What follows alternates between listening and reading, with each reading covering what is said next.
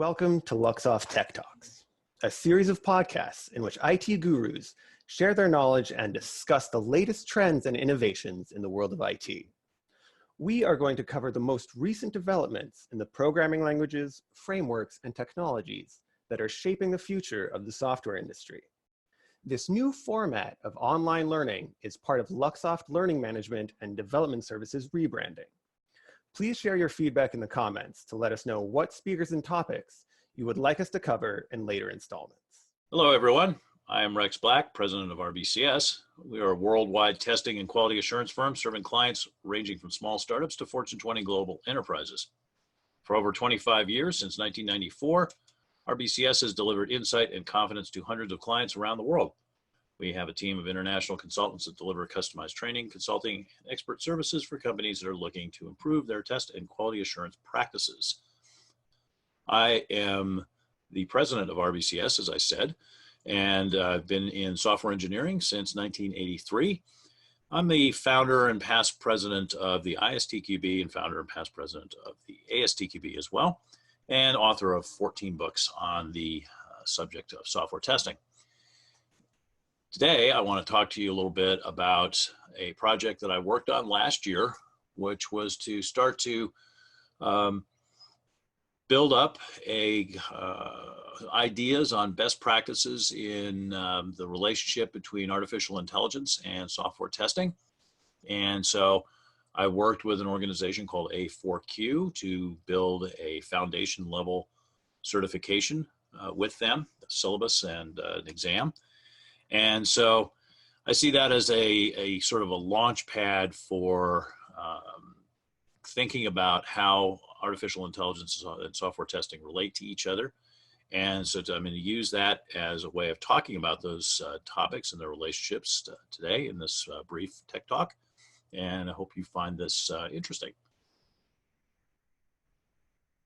So artificial intelligence is something that's been around and talked about for forever. When I was going to UCLA in the 1980s and getting my Bachelor of Science and degree in computer science and engineering there, I actually took a course in artificial intelligence. And it was really, at that point, everybody was like, oh, this is going to be the next big thing. It's going to be huge. And then nothing much happened. So we've been trying to do this for a while. But what's happened finally is that Moore's Law has really caught up to us. The processing power, the memory capacity, the disk capacity have all gotten to the point where we have adequate technology to make AI work, which at the time that I was getting my computer science degree, we really didn't. We didn't have the kind of volumes of data available because we didn't have the kinds of disk space available, and the throughput, memory, main memory capacities of our of typical computers were just not up for the task. We had supercomputers that may have been able to do the kinds of things that we're able to do with our laptops these days, but computing power really wasn't there. But what's happened now since about the beginning of the 2010s is that we finally have the computer hardware that we need to do AI, and it has really taken off. And where are we going with this ultimately? Well, it's hard to say. I did a talk on this a number of years ago. I did a keynote speech in Vienna, and I've done this as a webinar as well. It's called Skynet is Here. You can actually find a recorded version of that keynote on the RBCS YouTube channel, which I'll show you the coordinates for that on our last slide. So, there are various sort of visions of where AI ends up going. Some of them fairly sunny and some of them somewhat depressing. But the truth will probably be somewhere in between. But as a practical matter, what AI is able to do for us is dramatically increase what we can do with computers, making them more autonomous, able to really figure things out. Because if you think of a traditional computer program cannot figure anything out. What I mean by that is that in a traditional computer program, we have programmed it, we have told it, this is how to solve this problem. And the computer program does exactly that. It implements exactly that solution. It has no way of refining its solution. It just does the same thing over and over again. That's very fast, and it does it precisely, unlike human beings who are really bad at doing the same thing over and over again exactly the same way. So with the introduction of AI, we introduced this ability of a computer to basically learn things, hence the term machine learning. And that makes it somewhat human in a way. It's able to learn like we can. So that's great. It's now able to figure things out. But now what it's going to do becomes less and less predictable. And this has a number of implications from a software testing point of view. One of the examples of this unpredictability is a bot that Microsoft created and put out on social media. And I forget the exact name of it, but I'm sure a little Google searching will find this story for you. But the short version of it is that the bot was out there to sort of observe on social media and learn and become interesting. And it did learn and become interesting. It became a really kind of creepy racist. And within a few days of the malignant behavior starting to become apparent, Microsoft had to shut it down. So this is what is meant by being less predictable. Certainly the people who created this bot and turned it loose on social media, if you had presented them with the scenario that ultimately occurred prior to the scenario unfolding and said, hey, do you think this could happen? I'm sure they would have said, no, that's not going to happen. So they didn't intend it to do that. So AI systems are kind of like children that way, is that they're going to go out and they're going to soak up information, and that information is going to transform them. But they're even less predictable than children, because children, being genetically related to people, you can sort of predict how they're going to behave ultimately based on how their relatives behave, because there's a certain amount of inheritance that influences behavior. In the case of artificial intelligence, of course, there's no such thing. There's no genetics that are influencing how the thing behaves. It's just the creators who did it, who are us. So lots of interesting implications. So let's kind of look at them. Now, if at the end of this presentation you're saying, yeah, this is a really interesting certification, really interesting topic, and I'd like to learn more about it and get the certification, you are, if you're listening to this, a software tester or software engineer. So you are the target audience. If you're involved in usability, that's also, you might also be interested in this. Since I'm assuming that most of you are testers and you're interested in or actually involved in AI at this point, you're part of the target audience. And if you're a manager or business analyst, you may also have an interest in how AI is going to be influential in terms of what you're going to be doing in your daily work. So you could also be one of the target audience as well. The certification is offered through A4Q.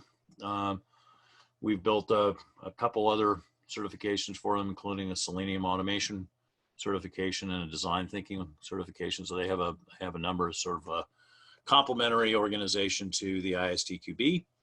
So you can take the exam through them. The exam can be taken with or without training. If you were to be interested in training, there are various training companies that offer the training course, including RBCS. So we'd be happy to help with that. And by getting the certification, this will help you better understand the test process, analysis, design, implementation in context of an AI system, how you would apply it to an AI system. It also helps you understand how, if you're doing testing a traditional system, an actual programmed solution, as opposed to an AI type of solution, then it will help you understand how you can use AI to support your testing activities and evaluate tools that either are AI-based or claim to be AI-based. Now, one of the things that is an important takeaway of this process of developing this certification, we find that there are a lot of claims about AI. And you see this Gartner quote here: by 2021, 50% of enterprises will leverage intelligent test automation driven by AI and machine learning. Okay, 2021 is next year. And things move fast in tech, but you know, that fast. This is one of these things that, yes, tool vendors are talking about AI and machine learning, but you need to take a healthy dose of skepticism to the claims that are being made about this. I was doing an assessment for a client in 2018, and I was talking to their vendor. So they use an outsourced testing vendor, and these guys, the vendor was going off on how they were going to apply machine learning to do all kinds of fancy defect predictions and so forth. And I just kind of drilled down into what they were doing, and it really wasn't anything more complicated than kinds of defect modeling that I and lots of other software testers have been doing in spreadsheets for decades. There really wasn't anything AI or machine learning about it. So this is one of the things that you'll need to take away, or you can take away from the certification, is being a little skeptical, questioning about claims of what organizations say they are doing with AI and machine learning, and comparing that to what's actually happening. So three main topics to cover in the syllabus, and the syllabus is available for free download. So if you find this this presentation interesting and intriguing, I would encourage you to go and download it and give it a read. There's a lot of great information in there. We're just going to skim the surface of it here. But the first chapter kind of gives basics of AI, history, basic concepts, how AIs work, supervised learning versus unsupervised learning, and those sort of things, important types of algorithms that are used in AIs. So it introduces you to the basics. And then the second chapter talks about how you would apply testing best practices, such as those exemplified in the ISTQB Foundation syllabus, in testing an AI system. And it turns out that there's a lot of challenges associated with that. And if you approach testing an AI system the way you would test a traditional system, you'll be surprised, and really surprised at best. I say surprised at best because you'd be surprised that the traditional approaches don't yield the right results. So I say surprised at best because you could not be surprised. You could just blindly apply the best practices of traditional software testing to testing an AI system and then think, oh, well, okay, I checked off all the boxes and everything turned out fine. Well, it may have seemed that way, but in actuality, the results would not be all that positive, and that would prove out in the future. So this is one of the things that you would learn from chapter 2 of the syllabus is how to apply testing best practices and emerging AI testing best practices. And then the third chapter is, let's suppose that you are testing a traditional program solution. As I said, software that can't figure anything out, it just does applies the algorithm that the programmer gave it over and over again, exactly the same way, very, very fast.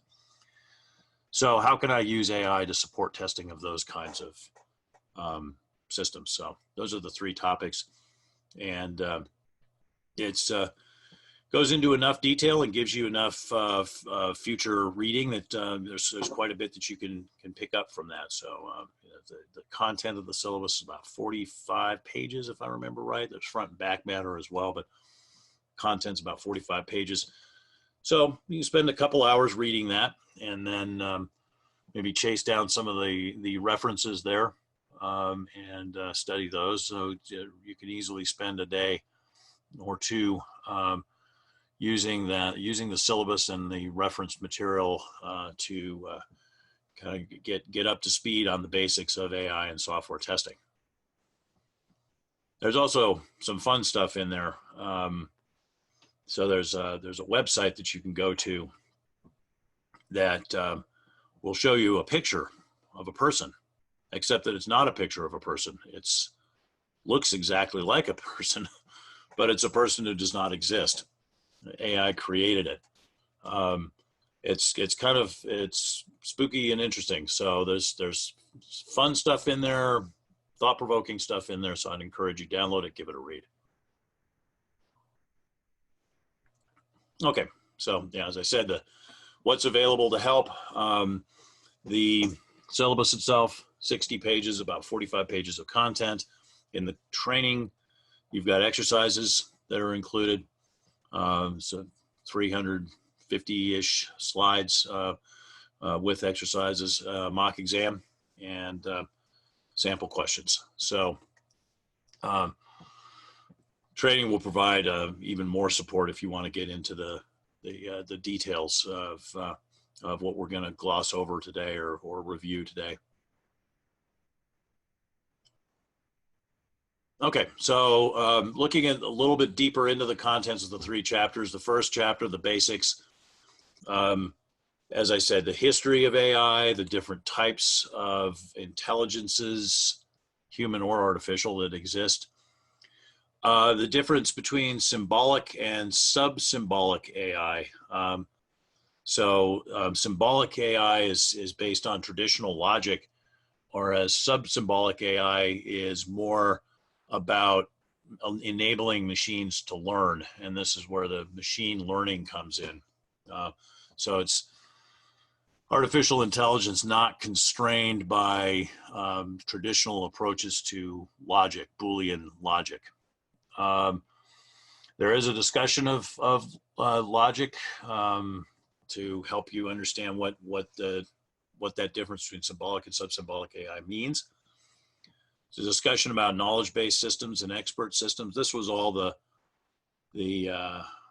thrust when I was at university, and people were talking about expert-based systems. I, in fact, even have my textbook that I use there. It's in my office, and I'm sure it'd be good for a laugh if I read it now with the things that they were talking about. But certainly now we see the emergence of real expert systems.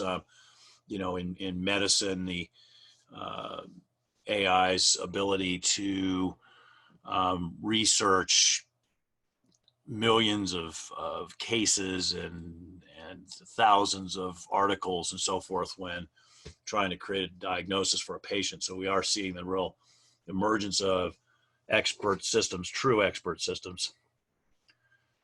Talk about supervised learning, unsupervised learning, and reinforcement learning. So supervised learning is when the AI is trained with what's called labeled data. So shown pictures, a real simple example would be show pictures of men and women, and the data is labeled man, woman. And then once the AI has been trained with that, you then would turn it loose on pictures on the internet and have it classify the picture as, is that a man or is that a woman? And of course, you'd also have to include things that were not people in that training, because otherwise, you know, what would the thing do with a picture of a refrigerator or a dog, right? Unsupervised learning is where the data is not labeled, and the bot just teaches itself. Reinforcement learning is where there's the bot is given feedback as to how it's doing. So when it makes a classification, it gets some feedback as to whether that classification is correct or not. So there's discussion about how those work in the syllabus. Bayesian belief networks are a form of algorithm. So we talk about different forms of algorithms, support vector machines, k-means algorithms, deep neural networks. So these things are discussed there as a sort of a sample of the most important of the types of AIs. Process of designing AI systems is discussed. Challenges associated with AIs, including testing challenges, which is covered in more detail in the next chapter, but it's kind of introduced. Biases. So biases can fall into a couple different categories, and we're going to drill down on these a little bit later in this presentation, because this is a really interesting aspect of AI, this issue of bias, and somewhat related to the ethical issues that are associated with AIs. And of course, the ethical issues are the things that have always been the subject of various kinds of futuristic stories, right? I mean, so the Terminator series being sort of the most stark. The computers, you know, run amok and declare mankind the enemy and try to exterminate us. And then, you know, there are various other kinds of dystopian futures, but they tend to be, you know, very catastrophic and stark. And as I said, the reality is likely to be somewhere in the middle, and the reality is actually starting to confront us now. So as an example of this, we're doing a lot of experiments, I guess you'd say, tests in the wild of self-driving vehicles here in the United States. Well, there was an incident a couple years ago where one of these self-driving vehicles ran over and killed somebody. And that raises a question, well, it raises a number of questions. One of the ethical questions here is, well, whose fault is that? Who's responsible for that? I mean, there was a driver in the car at the time, but the whole incident, as I understand it, unfolded in such a way that the driver could perhaps reasonably say, well, I had no chance to intervene in time to prevent the accident. So then you could say, well, okay, if it wasn't the driver's fault, well, you know, who owned the vehicle?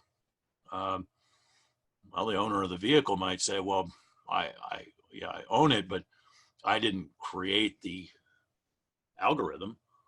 So then you go to the person or people who created the algorithm, and they say, well, yeah, but we created the algorithm, but it programmed itself on data. So who fed it the data? So you see the challenge here is that there are a number of very interesting ethical issues that we as human society are going to have to figure out. And I'm personally rather concerned that we're not making a great deal of headway in figuring those things out. I've been actually arguing for a number of years that we are not ready for self-driving cars and those sort of things at this point, just purely from a, not necessarily the technological aspect of it, but just purely from a societal aspect, ethical aspect. We don't really know how to deal with it. But these are things, of course, that are maybe outside of the purview of us as testers, though. I think as a professional, and this is to be true of any professional, that we have an obligation of considering the impact of our work on society. So it is important, I think, to spend some time considering these ethical issues. So the next chapter, as I said, gets into testing of AI systems. So one of the things that's often very important in testing is this idea of determinism. So determinism is, I take this system and it's in a particular precondition, a particular state, and I feed it these particular inputs in this particular order with this particular timing, and I see this particular outcome. You know, if you think about the very popular behavior-driven development, you know, given, when, then, right? That's sort of the essence of a behavior-driven development test. And that is reliant on determinism. You notice I'm making an assertion there. Given this set of preconditions or this state that exists, when these things happen, then this should happen. That's determinism. Well, AI systems are not always deterministic. They may be probabilistic, that we can make predictions about, well, some percentage of times this should happen, but some other percentage of times this should happen. But these aspects of non-determinism and probabilistic behaviors present some interesting challenges, which are discussed. Bias versus variance trade-offs. So in the case of bias, the system can be biased in such a way as to give too many wrong answers or too many right answers, but to the exclusion of other answers that would be right as well. So false positives and false negatives. Now, if we try to program to reduce the bias, what we get is an increase in variance, and that's why we have the bias variance trade-off. So the syllabus talks about those.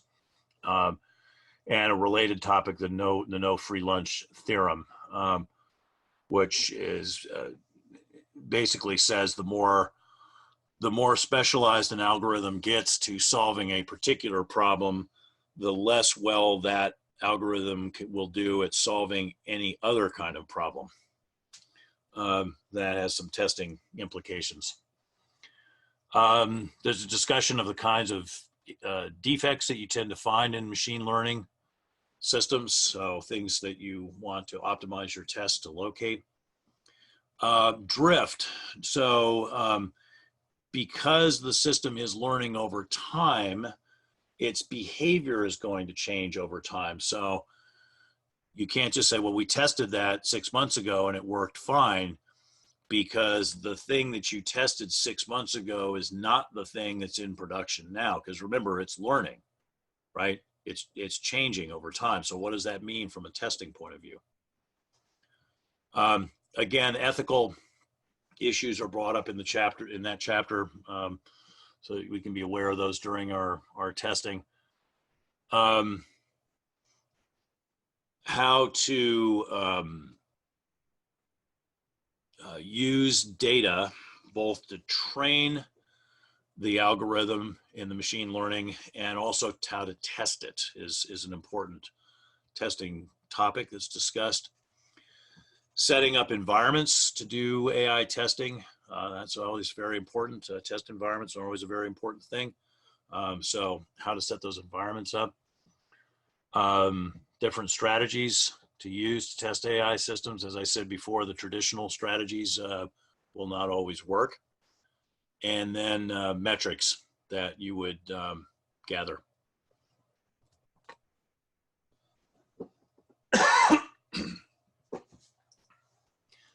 And then finally, chapter 3, applying AI to testing more traditional types of systems. So what can we do with AI? Well, we start off by talking about oracles and the oracle problem. So if you remember, a test oracle is a thing that you can consult, or things that you can consult to determine the expected result of a test.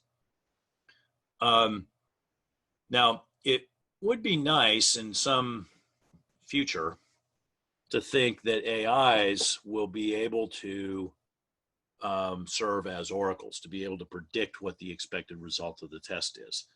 And, you know, that may very well be the case, but it turns out that right now,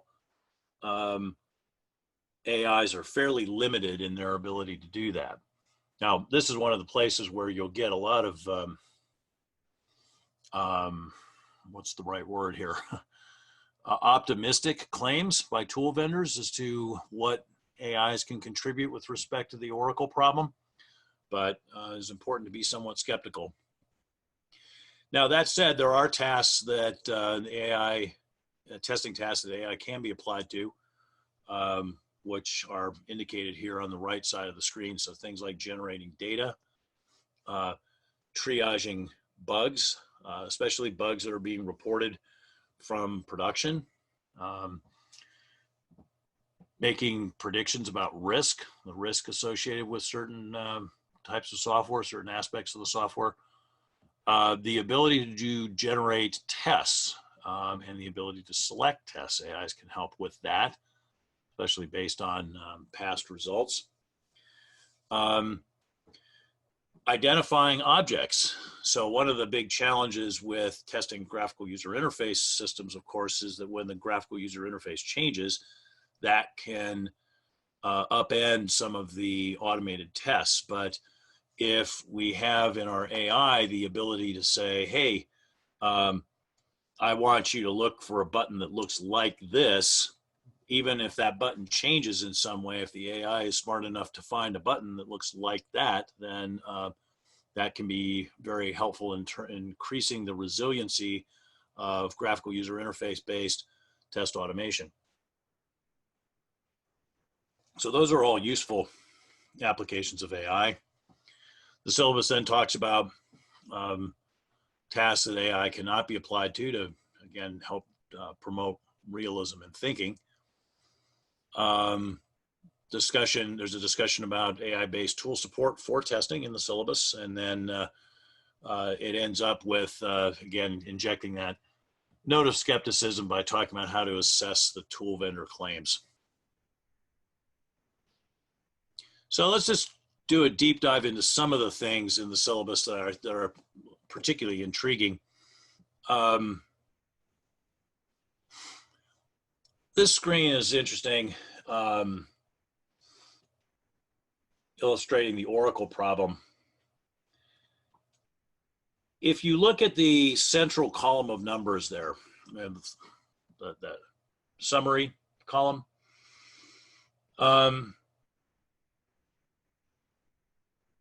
the monthly expenses, if you compare that against the three numbers that are given in the bottom center, they don't add up.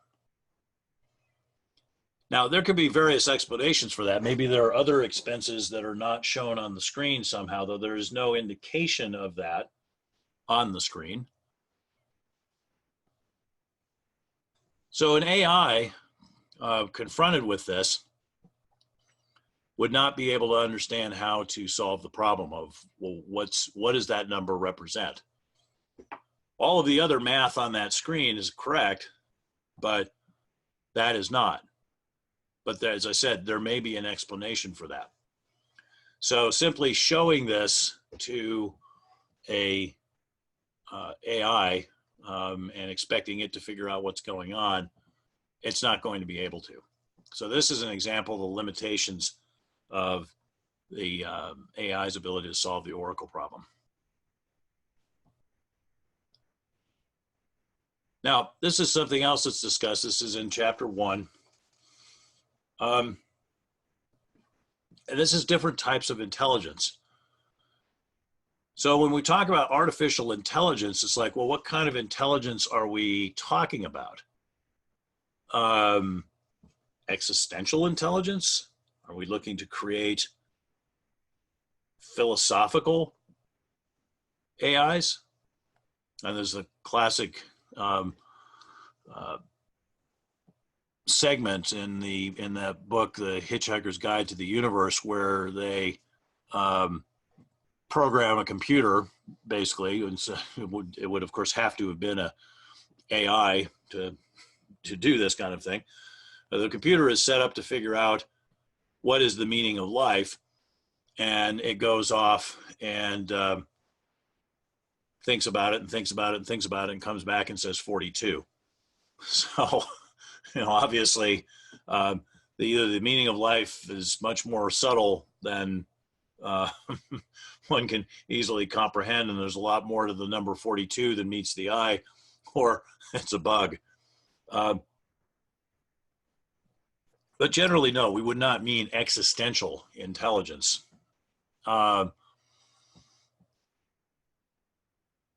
Visual spatial? Well, certainly if we're talking about self-driving cars, that's visual spatial intelligence is something that we're trying to go for. And this has traditionally not been a strong suit of computers.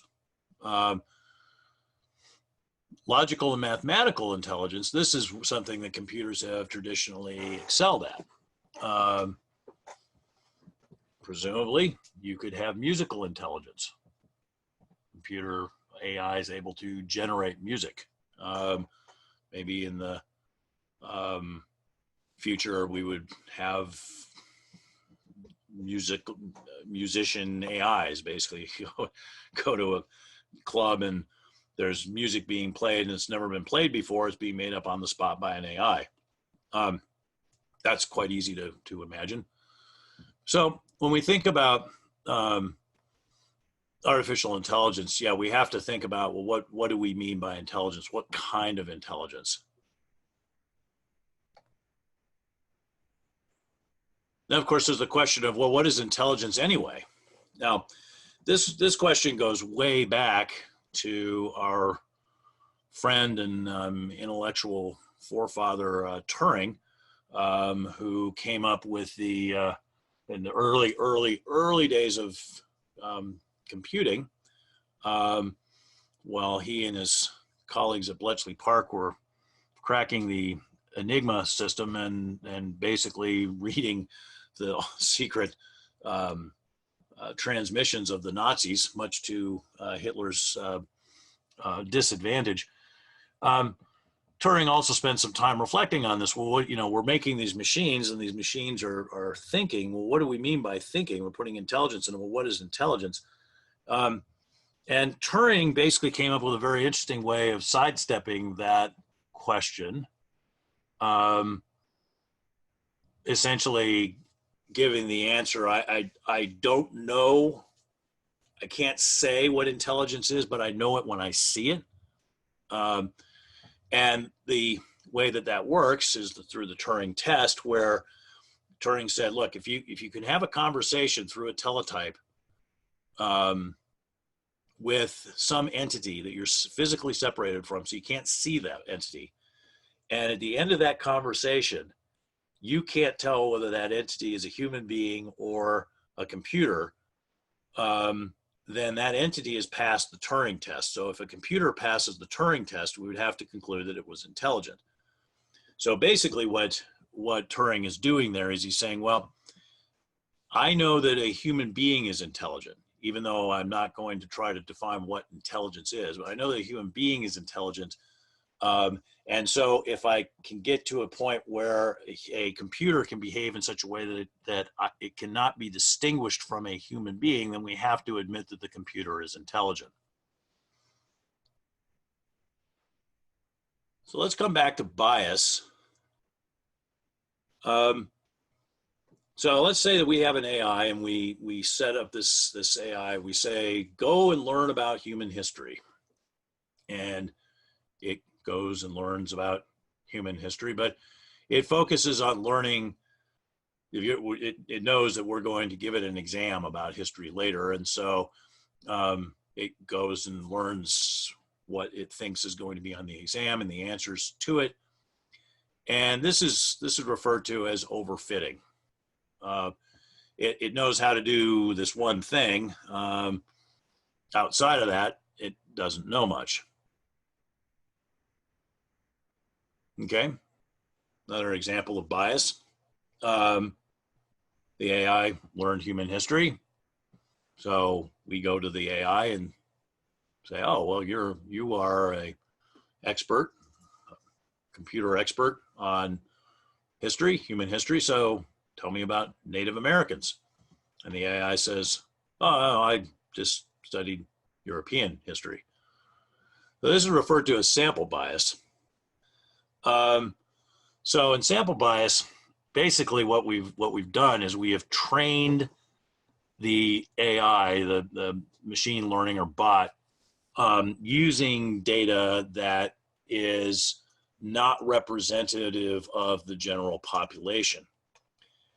And so when the AI is confronted with a situation that relates to a population that is similar to the population that it was trained on, then it will do just fine. But when it's confronted with a situation where it's needing to solve a problem, data that's different than the population it was trained on, it's not going to do very well.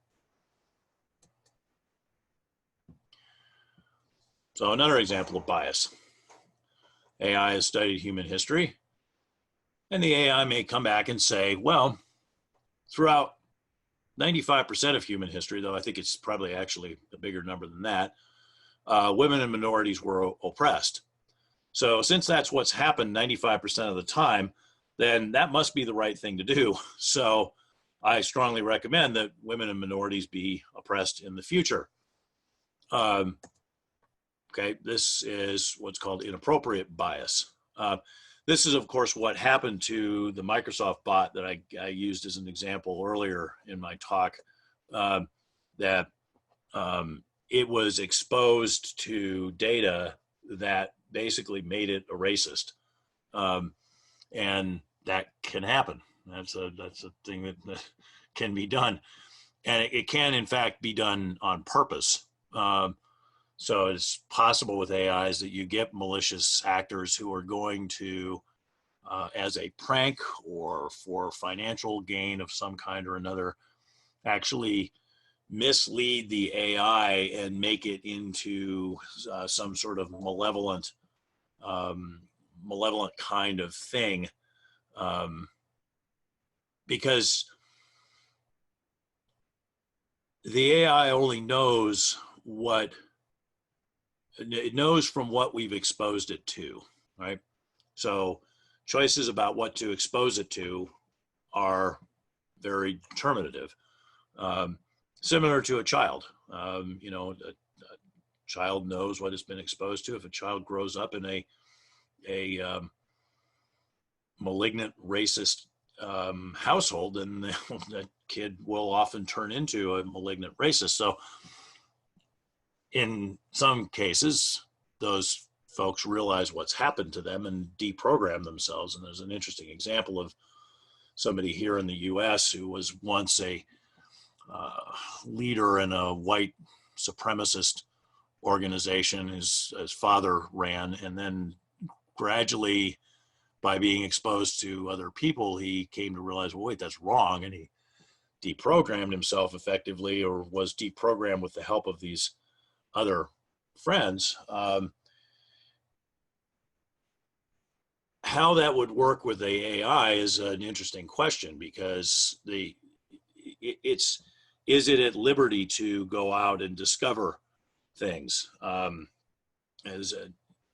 would it get that liberty? There's a interesting movie about that a few years ago, Ex Machina, that gives a kind of a dark take on that. So this is an interesting problem, and one that we will have to confront. This is another example of something similar, where AI learns human history and it realizes, oh, well, servants are generally female and white. So if you look at like some of the robots that have a sort of human form or semi-human form, they're female and white, often in their appearance. Well, this is an example of reinforcing existing biases. So there's a lot of discussion about bias because it is an important problem in AI. It's something you'll get more information about when you read the syllabus and or take the course. So as I said, there's a discussion about how to apply artificial intelligence to various kinds of testing tasks.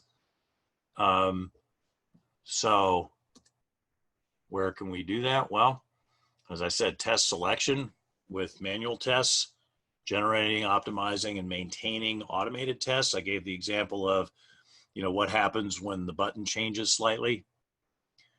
Being able to do risk predictions on release decisions, looking at large quantities of test result data and making predictions about, can we release that safely? Test data generation, anonymization of data. This is something that's a potential application of AIs and an important one. A lot of my clients really struggle with this of generating adequate test data, having adequate test data, and data that's properly anonymized. So if it's based on production data, it's going to divulge personal identifying information. So AIs will be able to help with this, looking for ways in which the anonymized data is not a good model of the actual data and making adjustments. Triaging defects, as I mentioned, being able to look at defects and giving them helping with prioritization and analysis of the defects, possible root causes and patterns and so forth. And looking at anomalies that arise in the development process and flagging those subtle anomalies. So certainly are lots of opportunities for AI to be used for software testing. It's just that you need to be a little bit careful about some of the claims that are being made. So here's an example of that.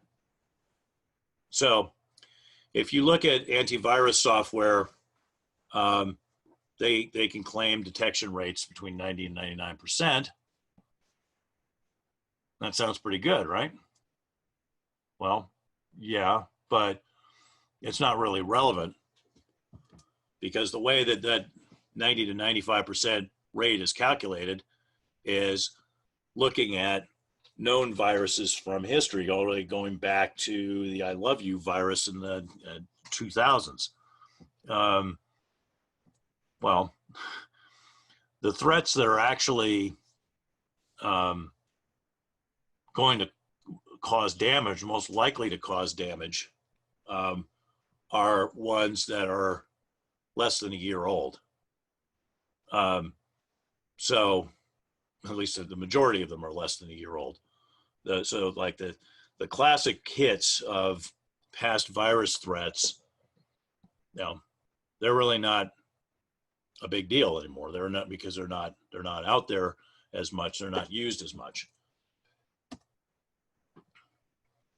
So if I recalculate and say, okay, well, let's look at threats that are only a month old, then the detection rates are somewhere between 80% and 33%, 80% being, in the somewhat alarming range, 33% being in the, oh my God, I need to get a whitelist approach because clearly 33% isn't good enough. So again, bring some skepticism to claims that tool vendors make. The job of a tool salesperson is to sell you a tool. And they're going to tell you a story that is most conducive to you buying the tool. Your job is to actually understand your requirements, constraints, and risks, associated with a particular set of tools and make a smart tool choice. And in some cases, at this point in time, the smart tool choice might be no. We'll pass on that. We're going to wait for that to mature a little bit more, and we'll come back and look at this again later. Okay, so just kind of wrap things up. We talked about the A4Q certification a bit, and I've given you some food for thought about whether you want to pursue that. We've talked about the syllabus upon which it is based, and hopefully I've given you enough intriguing input to say, yeah, you know, it's probably worth me downloading that, spending a couple hours reading that, and maybe a few more hours reading some of the references, or at least going to some of the websites that are listed there. I hope I've also kind of intrigued you in terms of how to apply AI to software testing. Of the slide a moment ago, where I look at all the different ways that AI could potentially help out. So you may be inspired to explore those different ways, and while at the same time keeping in mind that one of the hardest problems in software testing, the Oracle problem, knowing what the correct answer looks like, is something that AIs are not quite ready to do for us yet. So to wrap up, I'll just put up the information about RBCS and how to contact us here. This also includes the YouTube channel that I mentioned earlier. So that's shown at towards the bottom there. So we do a monthly free webinar, and those are recorded and posted on the YouTube channel. Once a month, I do an announcement on LinkedIn when those do get posted. So if you want to follow us on LinkedIn, we also now have a RBCS Incorporated LinkedIn page that I should add there, but I'd encourage you to connect with both of those. And if you're more of a podcast kind of person, the monthly webinars are released in the podcast as well, so the coordinates are shown there. You can follow me on Twitter. You see the coordinates there. RBCS is the professional Twitter, and Leica Test Dog is a personal one. And yes, I am referring to that Leica, the Russian Leica, first sentient being in space. And let's see, we've also got the email address, website, in case you want to get in touch with us further. So I hope you found this an interesting and intriguing talk, and that it has, as I said, inspired you to, at the very least, download the syllabus and give it a read. It was a very interesting project to work on with myself and my 3 colleagues that wrote it. And I think there's a lot of good information there to get you started down the path of understanding and applying AI and AI to software testing, or software testing to AI. Thanks very much for your time.